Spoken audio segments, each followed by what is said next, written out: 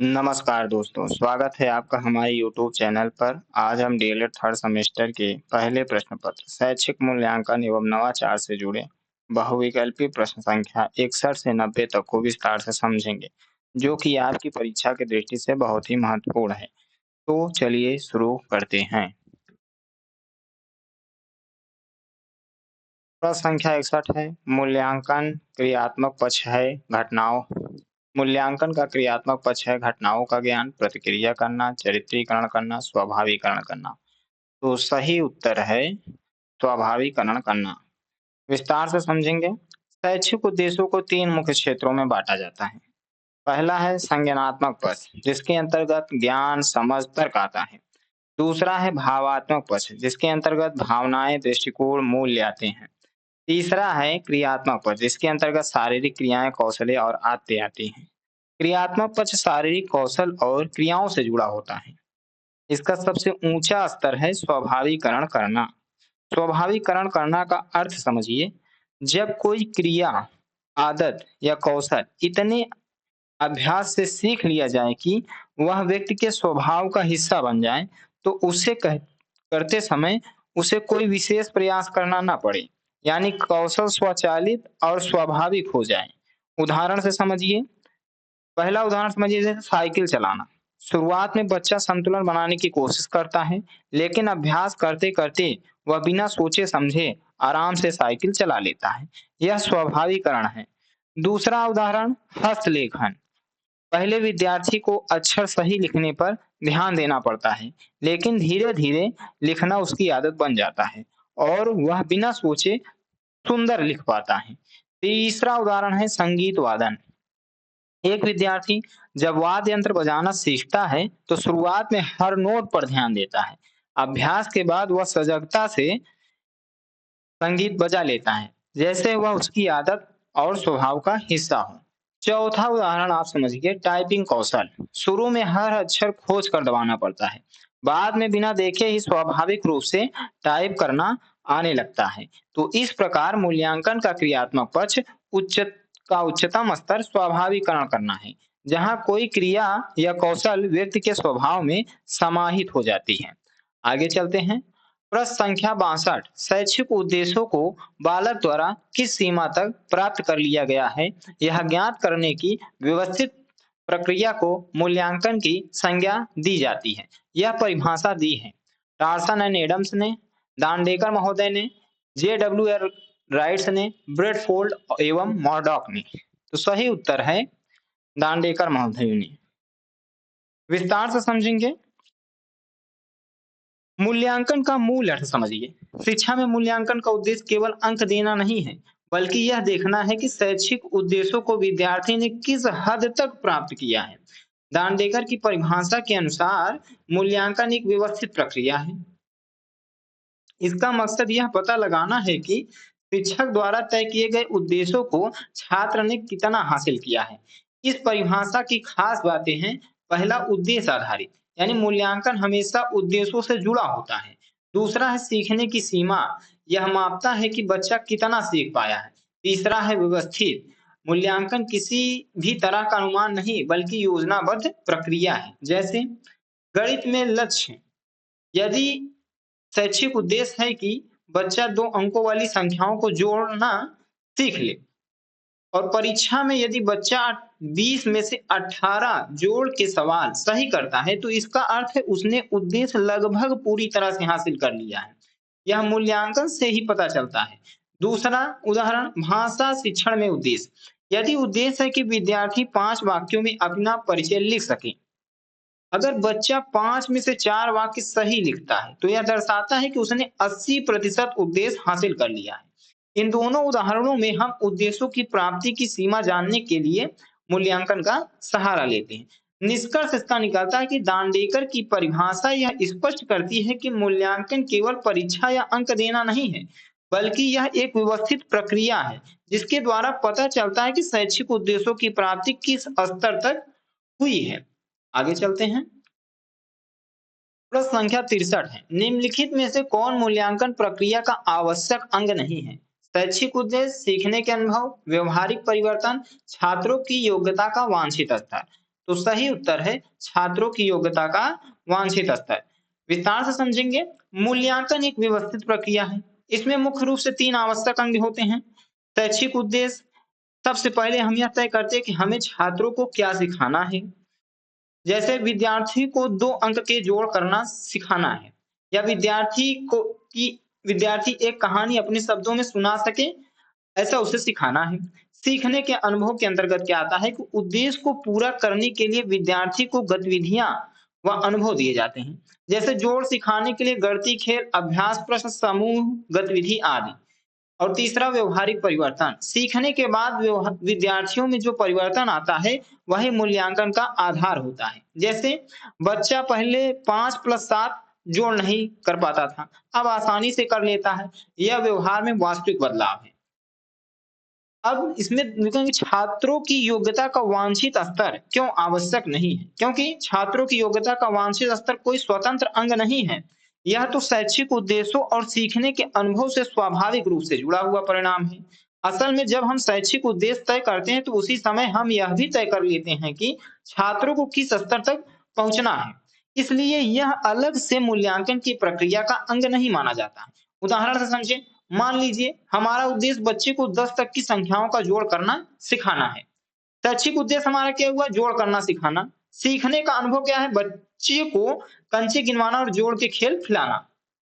व्यवहारिक परिवर्तन क्या हुआ बच्चे में?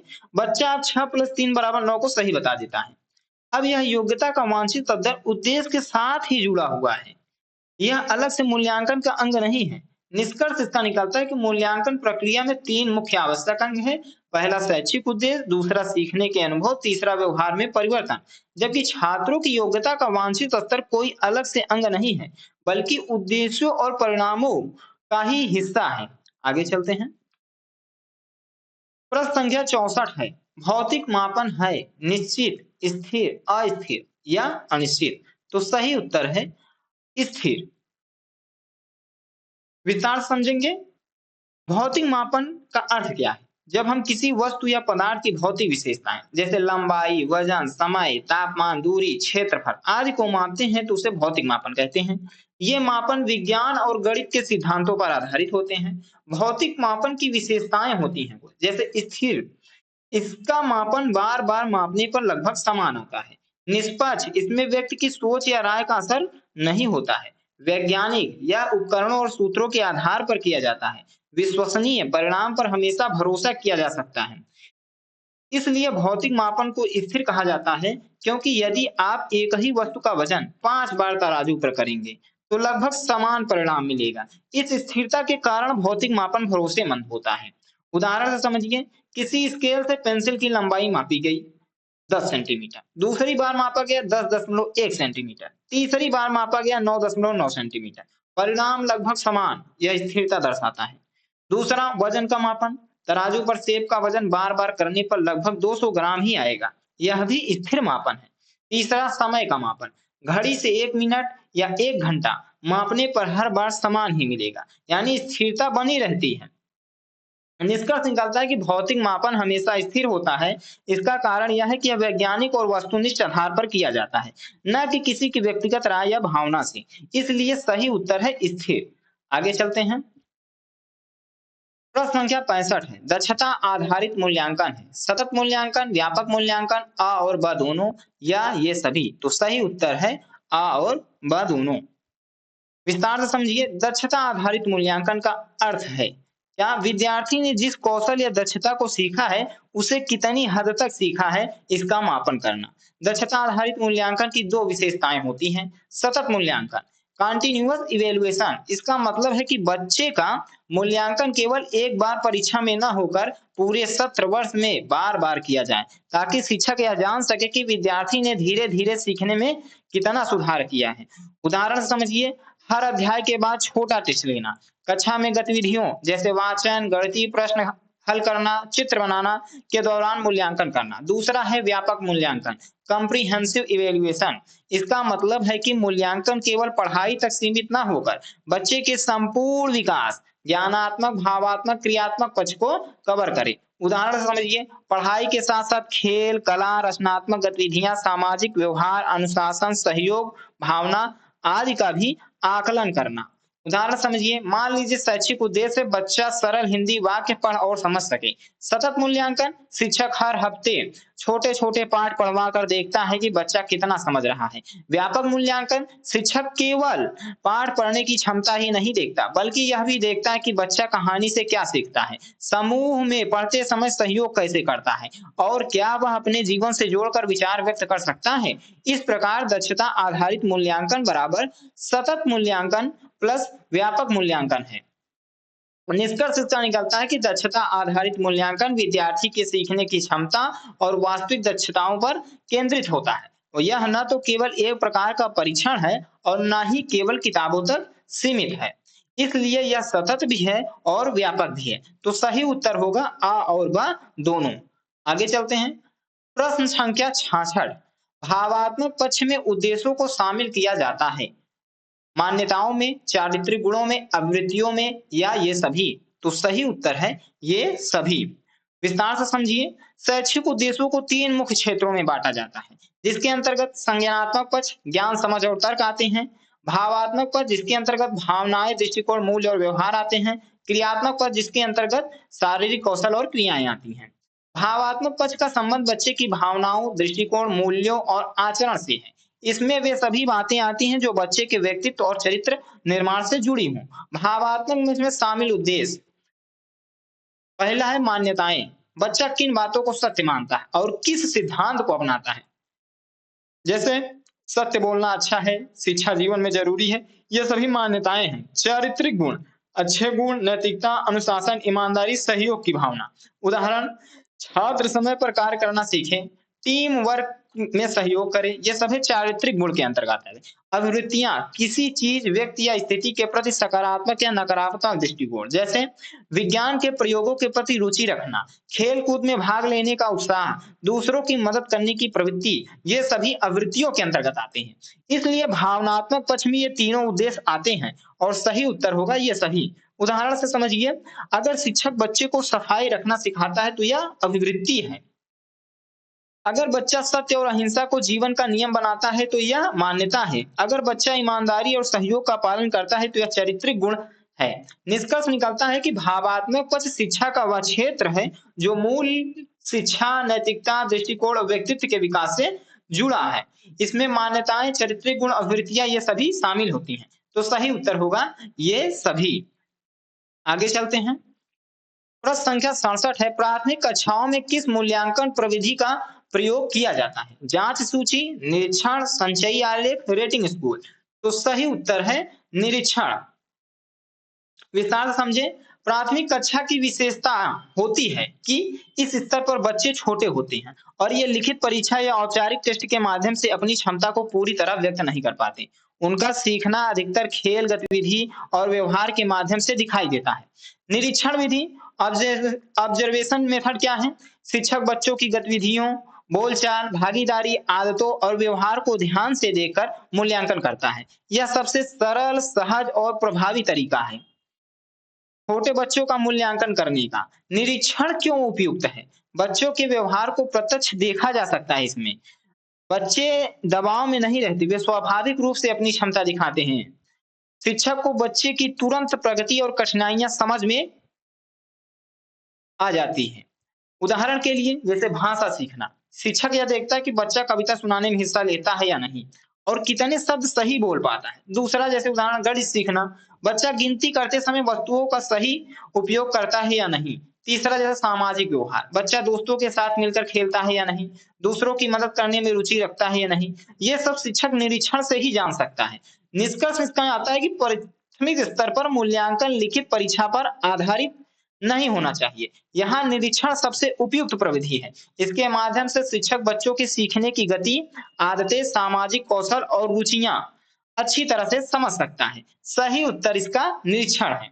तो आगे चलते हैं। प्रश्न संख्या 68, प्रश्नावली सूची संबंधित है परिप्रेक्षा आकार से, अनुसूची से, चिन्हांकन सूची से या मानसिक परीक्षण से। तो सही उत्तर है इसका परिप्रेक्षा आकार से।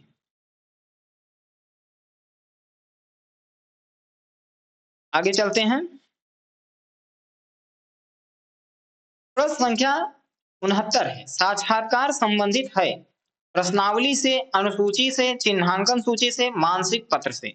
तो सही उत्तर है अनुसूची से। विस्तार से समझिए साक्षात्कार क्या है। साक्षात्कार वह विधि है जिसमें शोधकर्ता व्यक्तिगत रूप से किसी व्यक्ति से सवाल पूछता है और उसके उत्तर नोट करता है। यह मौखिक और प्रत्यक्ष बातचीत पर आधारित होती है। अनुसूची और साक्षात्कार का संबंध कैसे है? अनुसूची में सवालों की सूची तैयार की जाती है। साक्षात्कार के दौरान शोधकर्ता इन सवालों के अनुसार व्यक्ति से सवाल पूछता है और स्वयं उत्तर लिखता है। यानी साक्षात्कार अनुसूची का प्रयोग करके किया जाता है। अन्य विकल्प क्यों गलत है? जैसे प्रश्नावली, इसमें उत्तरदाता खुद उत्तर लिखता है। चिन्हांकन सूची या मूल्यांकन उपकरण है। विशेष व्यवहार, कौशल, गतिविधि को चिन्हित करने के लिए इसका प्रयोग किया जाता है। मानसिक पत्र या मनोवैज्ञानिक परीक्षण है, जैसे आईक्यू या स्मृति परीक्षण। इसलिए साक्षात्कार की प्रक्रिया अनुसूची से जुड़ी हुई है। उदाहरण के लिए मान लीजिए शोधकर्ता यह जानना चाहता है कि विद्यालय में छात्र कितने संतुष्ट हैं। अनुसूची तैयार की जाती है जिसमें निम्न प्रश्नों को शामिल किया। क्या आपको विद्यालय का माहौल पसंद है? क्या आपको शिक्षक समझाते समय स्पष्ट उदाहरण देते हैं? क्या आप कक्षा में भाग लेते हैं? फिर शोधकर्ता छात्र से मौखिक रूप से पूछकर उत्तर नोट करता है। तो इस प्रक्रिया को साक्षात्कार विधि कहते हैं और यह अनुसूची से जुड़ा होता है। निष्कर्ष इसका निकलता है कि साक्षात्कार बराबर अनुसूची प्लस मौखिक प्रश्न पूछना। अनुसूची यह उपकरण है जो साक्षात्कार को व्यवस्थित और सुनियोजित बनाता है। तो सही उत्तर होगा अनुसूची। आगे चलते हैं। प्रश्न संख्या 70 है। अशाब्दिक निर्धारण मापन है। निर्धारण मापनी, स्थिति मापनी, आंतरिक संगति, आत्म निर्धारण विधि। तो सही उत्तर है आत्म निर्धारण विधि।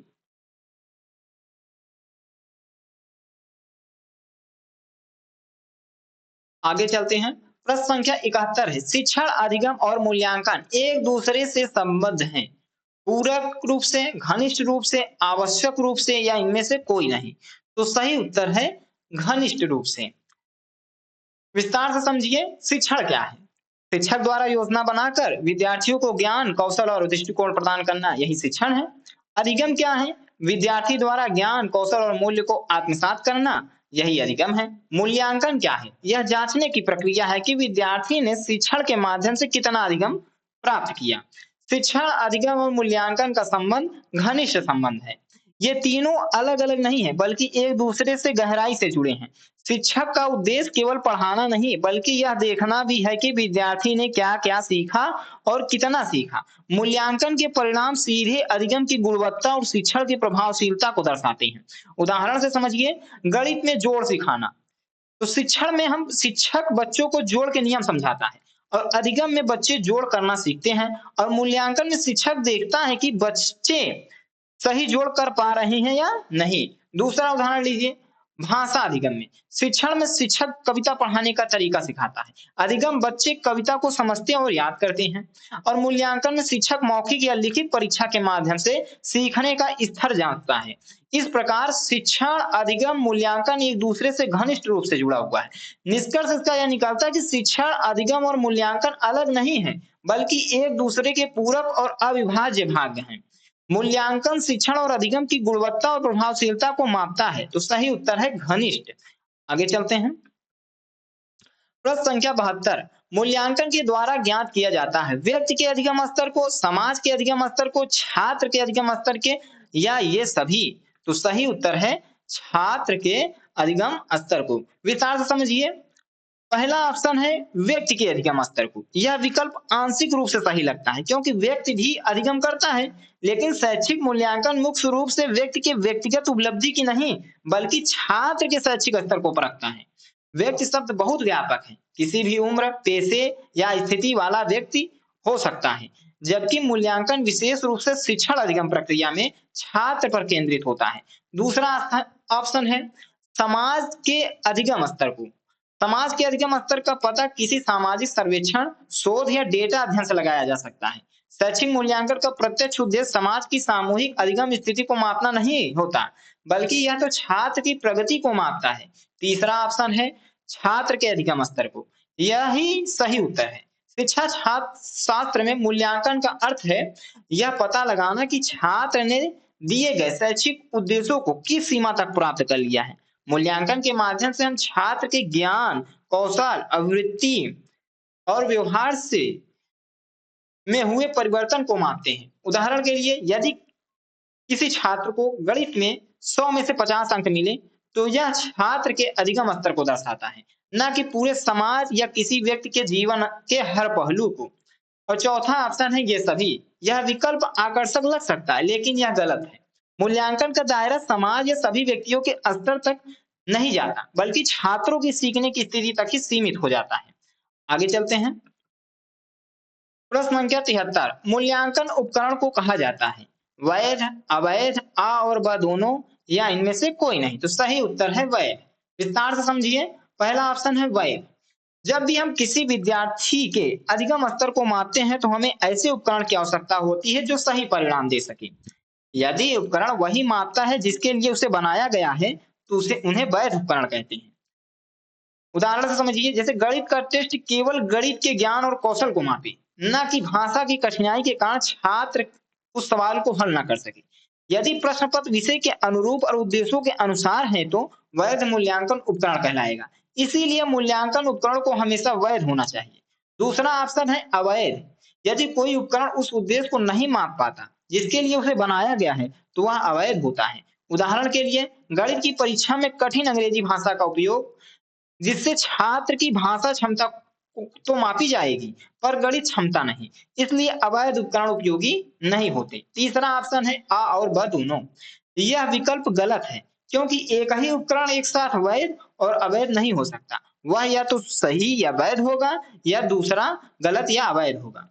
ऑप्शन चौथा ऑप्शन है इनमें से कोई नहीं। यह भी गलत है, क्योंकि सही उत्तर वैध उपकरण है। निष्कर्ष निकलता है कि मूल्यांकन उपकरण को हमेशा वैध कहा जाता है, क्योंकि मूल्यांकन का उद्देश्य तभी पूरा होता है जब उपकरण सटीक, प्रासंगिक और विश्वसनीय परिणाम दे।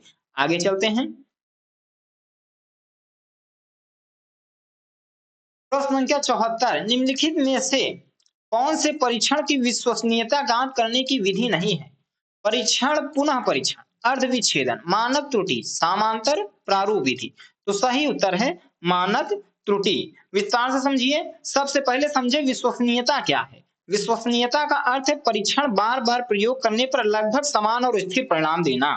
जैसे एक ही छात्र अगर बार बार गणित की परीक्षा दे और हर बार उसके अंक लगभग समान हो, तो वह परीक्षा विश्वसनीय है।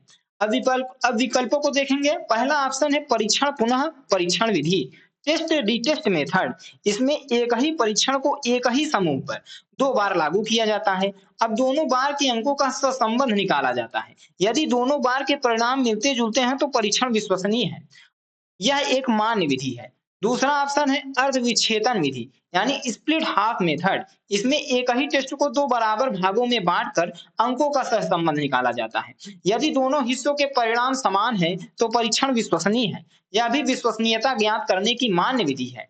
तीसरा ऑप्शन है मानक त्रुटि। मानक त्रुटि का संबंध विश्वसनीयता से नहीं, बल्कि मापन की सटीकता और त्रुटि के स्तर से है। इसका उपयोग सांख्यिकी विश्लेषण, स्टैटिस्टिकल एनालिसिस में किया जाता है, न कि परीक्षण की विश्वसनीयता मापने के लिए। इसलिए यह विश्वसनीयता ज्ञात करने की विधि नहीं है। चौथा ऑप्शन है समांतर प्रारूप विधि, पैरेलल फॉर्म मेथड या इक्विवेलेंट फॉर्म मेथड। इसमें एक ही प्रकार के 2 अलग-अलग प्रश्न पत्र तैयार किए जाते हैं और एक ही समूह पर लागू किए जाते हैं। दोनों प्रश्न पत्रों में के अंकों का सहसंबंध निकाला जाता है। यदि सहसंबंध उच्च है तो परीक्षण विश्वसनीय है, और यह भी एक मान्य विधि है।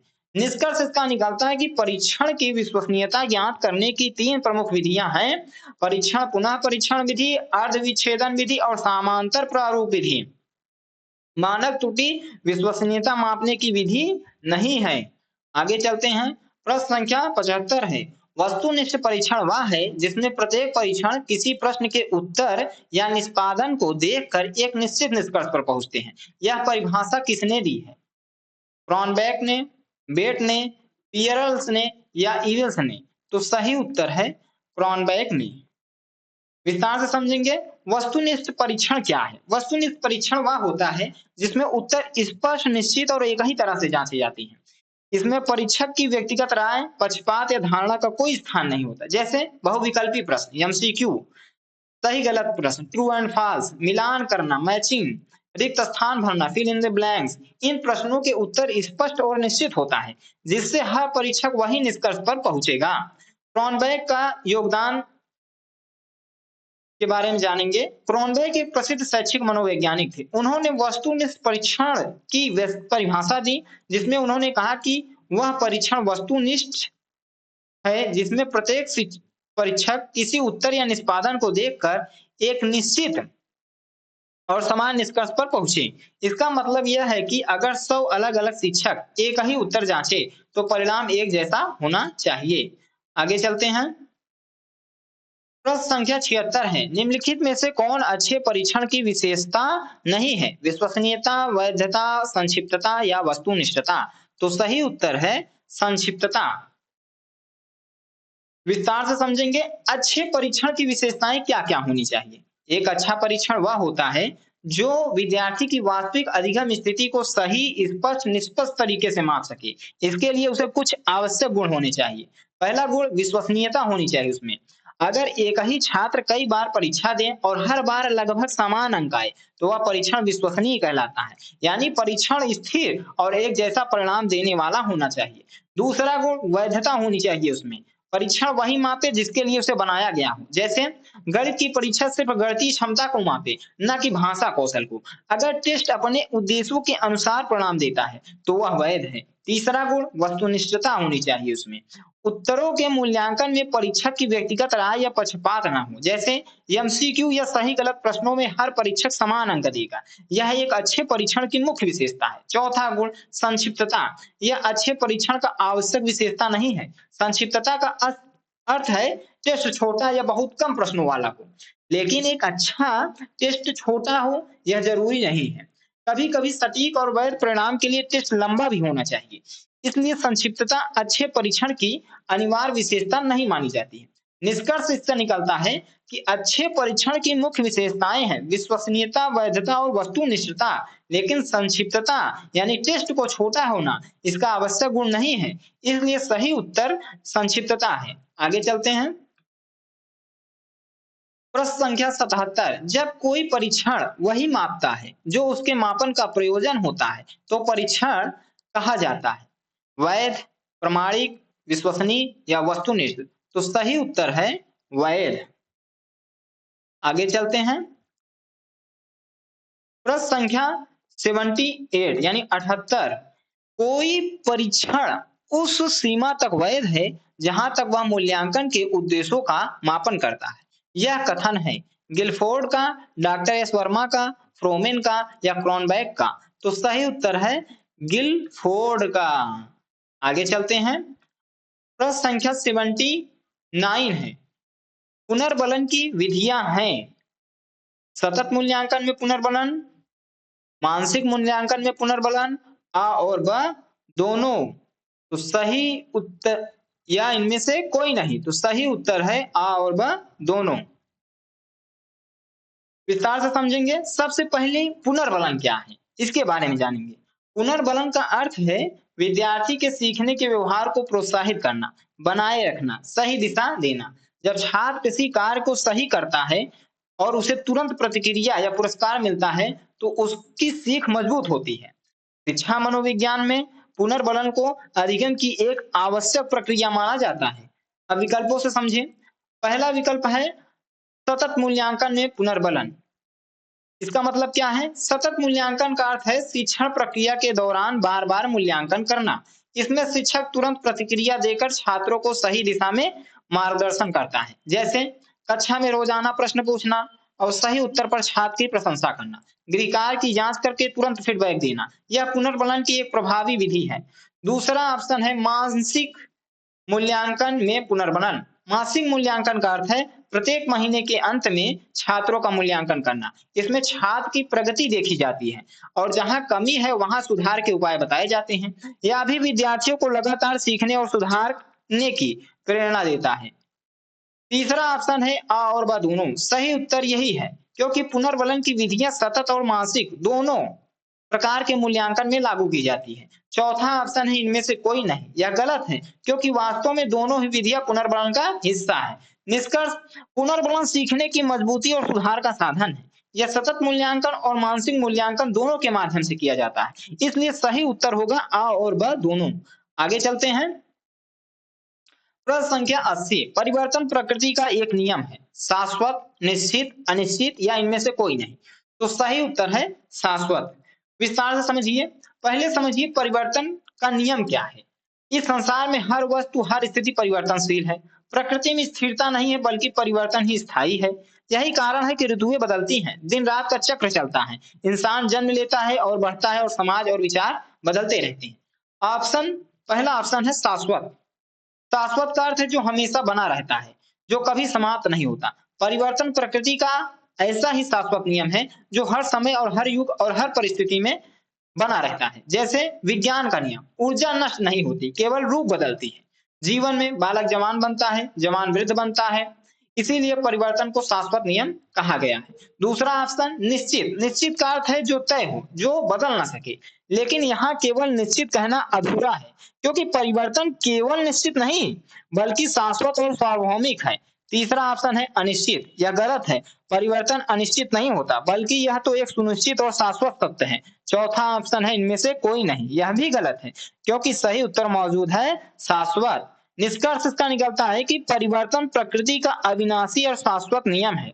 इसका अर्थ है कि परिवर्तन हर युग, हर परिस्थिति और हर स्थान पर निश्चित रूप से होता है, और यह कभी रुकता नहीं। इसलिए सही उत्तर है शाश्वत।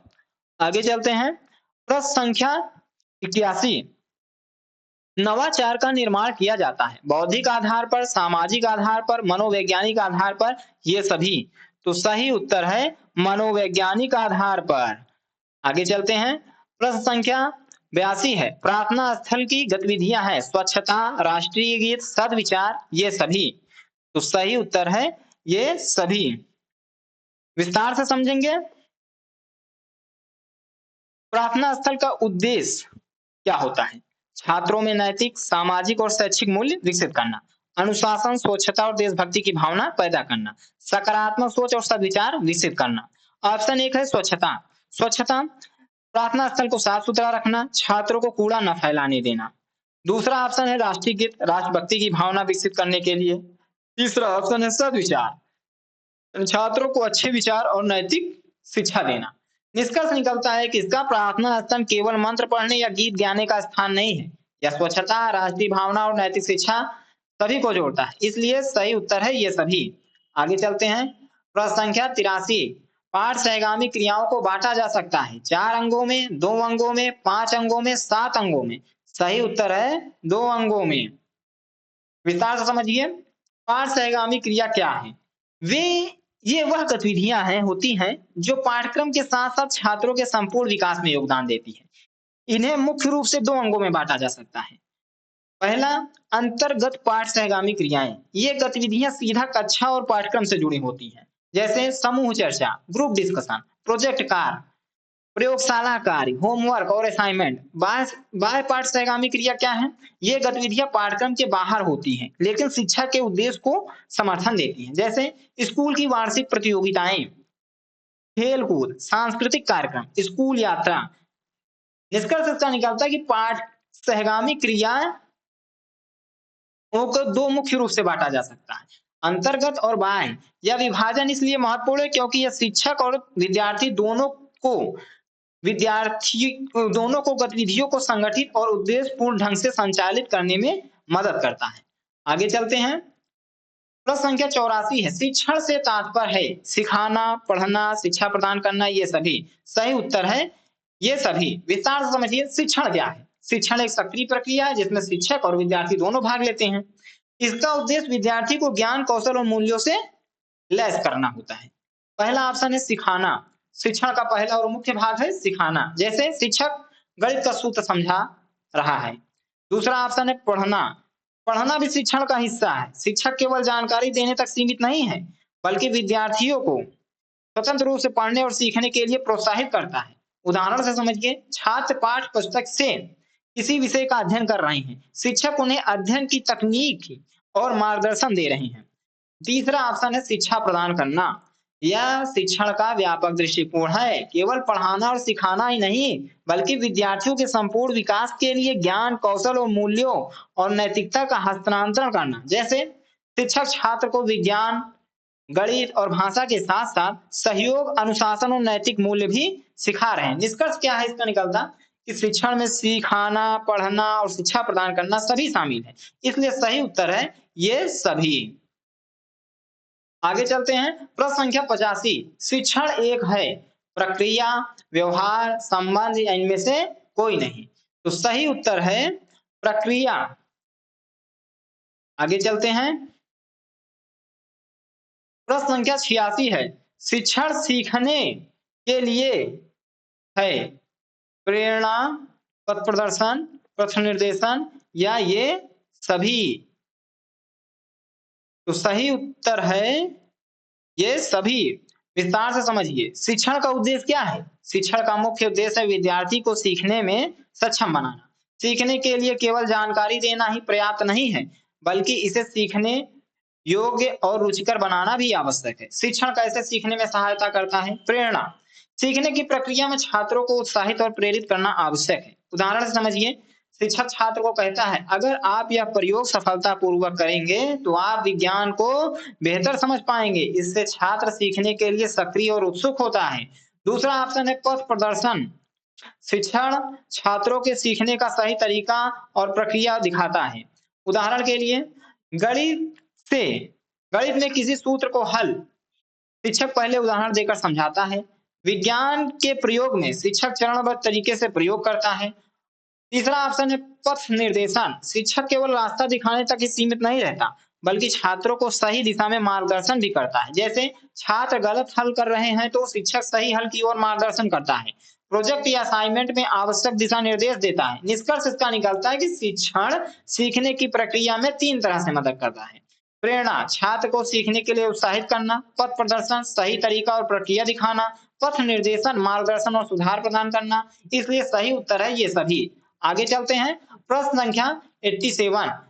शिक्षण की प्रकृति है। शिक्षण एक उद्देश्यपूर्ण प्रक्रिया है। शिक्षण निर्देशन प्रक्रिया है। शिक्षण का मापन किया जाता है। या ये सभी। तो सही उत्तर है ये सभी। विस्तार से समझिए। शिक्षण की प्रकृति, शिक्षण केवल जानकारी देने तक सीमित नहीं है। इसकी प्रकृति बहुत गहन और बहुआयामी है। आइए इसे 3 मुख्य बिंदुओं से समझें। पहला ऑप्शन है शिक्षण एक उद्देश्यपूर्ण प्रक्रिया है। शिक्षण का मुख्य उद्देश्य विद्यार्थियों को ज्ञान, कौशल और मूल्य प्रदान करना है। यह योजना और लक्ष्य आधारित होता है। उदाहरण समझिए। गणित पढ़ाने का उद्देश्य केवल सूत्र याद कराना नहीं, बल्कि समस्या सुलझाने की क्षमता को विकसित करना है। दूसरा ऑप्शन है शिक्षण निर्देशन प्रक्रिया है। शिक्षण एक दिशा देने वाली प्रक्रिया है। शिक्षक छात्र को सही मार्ग दिखाता है ताकि वह सीखने की सही दिशा में आगे बढ़ सके। जैसे विज्ञान के प्रयोग में शिक्षक चरण दर चरण प्रदर्शन करता है और छात्रों को सही तरीके से मार्गदर्शन देता है। तीसरा ऑप्शन है शिक्षण का मापन किया जाता है। शिक्षण की प्रभावशीलता का पता मूल्यांकन और परीक्षण के माध्यम से लगाया जाता है। जैसे छात्र ने कितनी जानकारी और कौशल प्राप्त किया, या परीक्षा प्रश्न पत्र या प्रोजेक्ट के माध्यम से मापा जाता है। निष्कर्ष शिक्षण की प्रकृति बहुआयामी है, या उद्देश्यपूर्ण प्रक्रिया है, या दिशा देने वाली प्रक्रिया है। इसका परिणाम मापनीय है। इसलिए सही उत्तर है ये सभी। आगे चलते हैं। प्रश्न संख्या 88। बालक एक ऐसी पुस्तक है जिसका अध्ययन अध्योपांत शिक्षक कक्षा में करता है। यह कथन किसका है? प्लेटो का, रूसो का, रॉस का या वुड का? तो सही उत्तर है रूसो का। विस्तार से समझिए। यह कथन रूसो का है, जो 18वीं सदी के प्रसिद्ध फ्रांसीसी दार्शनिक और शिक्षा तत्वज्ञ थे। रूसो का मानना था कि बालक स्वयं में पूर्ण है और उसकी प्रकृति के अनुसार शिक्षण होना चाहिए। उन्होंने बालक को एक जीवित पुस्तक कहा, जिसे शिक्षक को समझना और उसका अध्ययन करना चाहिए। रूसो की शिक्षा के मुख्य विचार इस कथन में निहित है। बालक प्राकृतिक है। रूसो के अनुसार बच्चे का जन्म स्वाभाविक रूप से अच्छा और स्वाभाविक गुणों से भरा होता है। शिक्षा का कार्य उसे दबाना नहीं, बल्कि उसकी स्वाभाविक प्रवृत्तियों और क्षमताओं को समझकर मार्गदर्शन करना है। दूसरा, बालक पढ़ाई अलग तरीके से करनी चाहिए। बालक की पढ़ाई अलग तरीके से करनी चाहिए। बालक को किसी किताब की तरह पढ़ना होता है। इसका मतलब है कि शिक्षक को उसके व्यवहार, रुचियों, कमजोरियों और ताकत को समझना चाहिए और उसी के अनुसार उसे शिक्षा देनी चाहिए। तीसरा, अनुभव या पर्यावरण का महत्व। रूसो ने कहा, बालक को केवल कक्षा में बैठाकर पुस्तकों के ज्ञान से नहीं पढ़ाया जा सकता। शिक्षक को उसे प्राकृतिक अनुभव और गतिविधियों के माध्यम से शिक्षा देनी चाहिए। उदाहरण से समझिए, मान लीजिए एक शिक्षक ने देखा कि एक बच्चा बहुत उत्सुक है और उसे प्रश्न पूछने की आदत है। रूसो के अनुसार इसे दबाने की बजाय शिक्षक को बच्चे की इस जिज्ञासा को समझकर उसे सही दिशा में मार्गदर्शन करना चाहिए। जैसे अगर बच्चा पेड़ों और पौधों में रुचि लेता है, तो उसे किताब पढ़ाने के बजाय पौधों की देखभाल और प्राकृतिक अवलोकन के माध्यम से सीखने का अवसर दिया जाए। इसी तरह शिक्षक बालक की पुस्तक यानी उसकी प्रकृति और स्वभाव को पढ़कर शिक्षा देता है। संक्षेप में समझिए, रूसो का कथन यह सिखाता है कि बालक को समझना, उसकी प्रकृति का अध्ययन करना और उसके अनुसार शिक्षण करना ही सच्ची शिक्षा है। यही कारण है कि उन्होंने बालक को पढ़ी जाने वाली पुस्तक कहा। आगे चलते हैं, प्रश्न संख्या 89, व्यापक मूल्यांकन द्वारा मूल्यांकन किया जाता है व्यक्तित्व के सभी पक्षों का, नैतिक मूल्यों का, शांति शिक्षा का या केवल संप्राप्ति का। तो सही उत्तर है व्यक्तित्व के सभी पक्षों का। विस्तार से समझिए, व्यापक मूल्यांकन क्या है। व्यापक मूल्यांकन का उद्देश्य केवल किसी विषय में छात्र की शैक्षिक उपलब्धियों को नहीं देखना, बल्कि व्यक्ति के संपूर्ण व्यक्तित्व का मूल्यांकन करना है। इसमें शारीरिक, मानसिक, सामाजिक, नैतिक और भावनात्मक विकास सभी शामिल होते हैं। व्यापक मूल्यांकन की विशेषताएं क्या है? यह संपूर्ण दृष्टिकोण को मापता है, केवल परीक्षा या अंक पर निर्धारित नहीं रहता, छात्र के सामाजिक, भावनात्मक और नैतिक पहलुओं को भी ध्यान में रखता है।